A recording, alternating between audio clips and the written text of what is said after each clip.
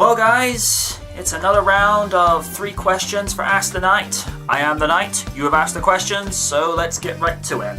And we begin with Mr. Respectable, the Co-92. Hello to you, good sir. And your question for the day is, what are your thoughts on Warner Brothers' upcoming DC Cinematic Universe movies?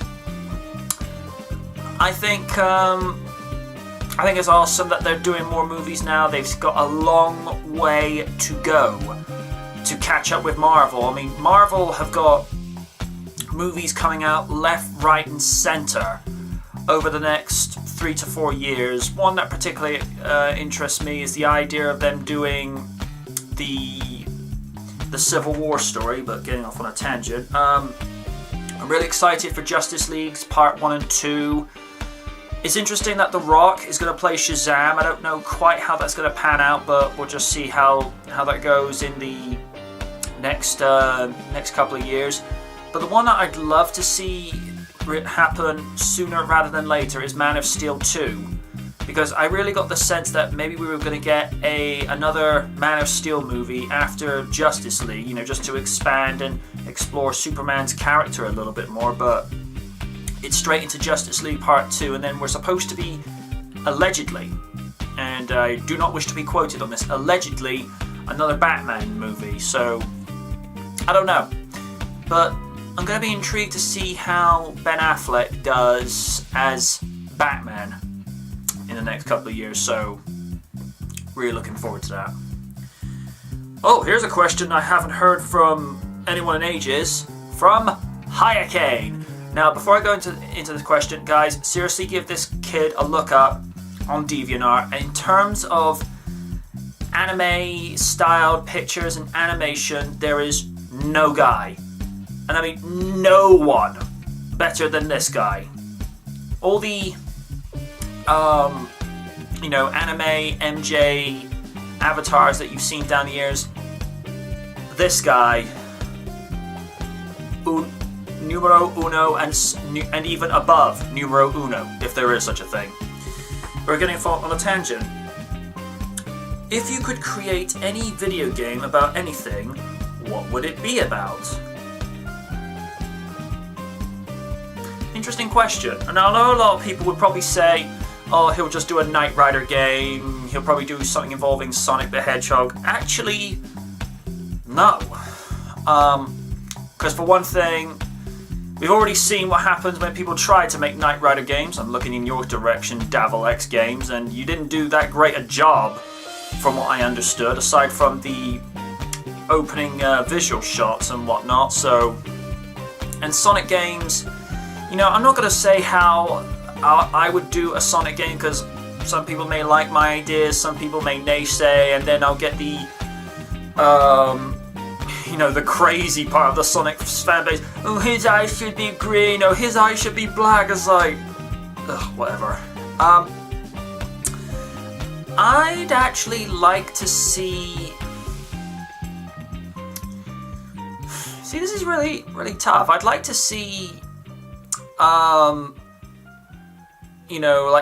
a game adaptation of Let Me In done, but do it in a role-playing perspective, where you actually get to see each of the characters' perspectives and actually have to carry out certain objectives. And because of the nature and the story of that movie that it would be based upon, it would have to be adults only, because even though the characters of Abby and Owen respectively are that of the forms of kids in that movie, the things that happened in that movie, that's not for kids. I don't know. I'd like to see how that game could be adapted, because I really love the story. I love how it is a vampire horror story, but it explores so many other aspects and elements of what those characters go through, and where they actually want to get to.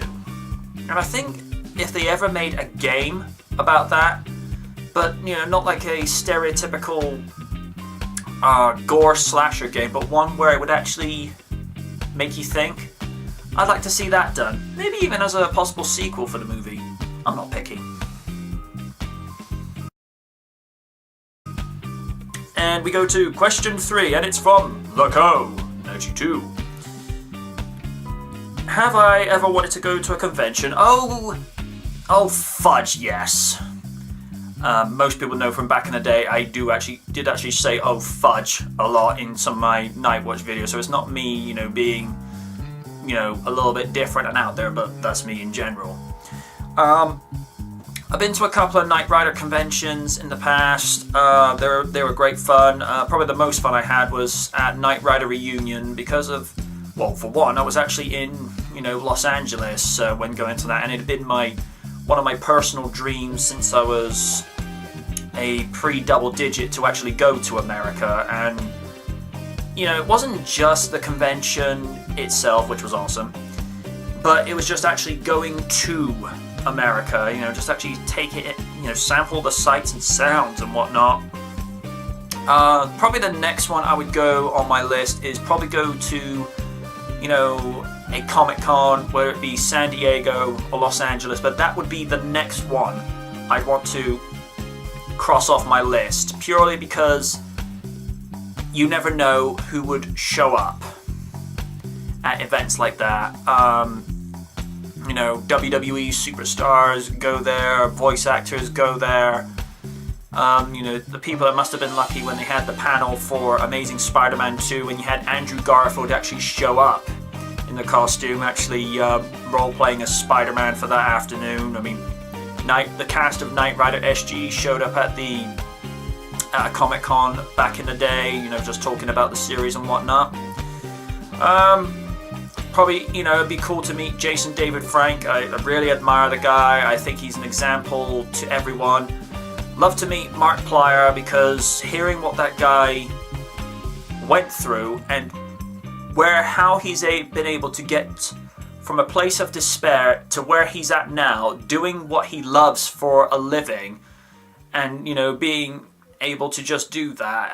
Full respect to the guy. He'd be one of those guys I'd love to meet at a panel. A couple of other people I'd love to meet at Comic-Con. Love to meet Michael J. Fox, one of my personal heroes in life.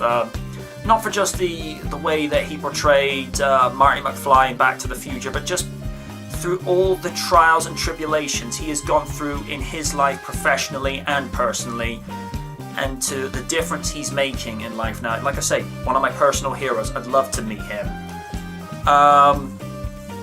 Love to meet the cast. Love to be able to go to a panel and have the cast of Sonic Boom there, because I like Roger Craig Smith. I think he's a decent Sonic voice actor. Other people have their opinions. That's fine. And of course, love to see Chloe Moretz at a Comic-Con panel, purely just to pick her brain, just to see what would be her passion project in regards to movies. I say passion project because I remembered something that Benicio del Toro said about doing the Wolfman movie when he heard that Universal were looking to remake that. Now, he had been a fan of the old Universal monster picture movies back in the 40s and whatnot, and he loved Lon Chaney Jr.'s portrayal of Lawrence Talbot and as the title character, and he said, that was his passion project. That was what he wanted to do at some stage in his career, and that's probably a question I would ask her specifically. Is there one particular movie that, as soon as, is that movie that, like, maybe the first movie you ever saw, and as soon as you hear, it's remade, oh yeah, I gotta do that movie. I gotta do that. If I ever, and we're just talking in hypotheticals here, if I ever got to do a passion project, I'd like to do something that has that Knight Rider feel to it, but it's something that's on such a grander scale, in terms of things that are elevated and escalated in life. So yeah, that's the sort of thing I'd love to do at a convention. And I apologise for getting long-winded there, but you'll know me by now. Well, we come to the close of another Ask the Knight episode. You know the usual shtick by now. send a question to one of the social media links in the outro, comics section. Comics section? Yes, there's going to be comics below this screen where you can pick up all the comics of, of what I do in life. Lol. No, seriously. Comment section below. Just ask me anything, folks. Within reason. Until then, good night from the night.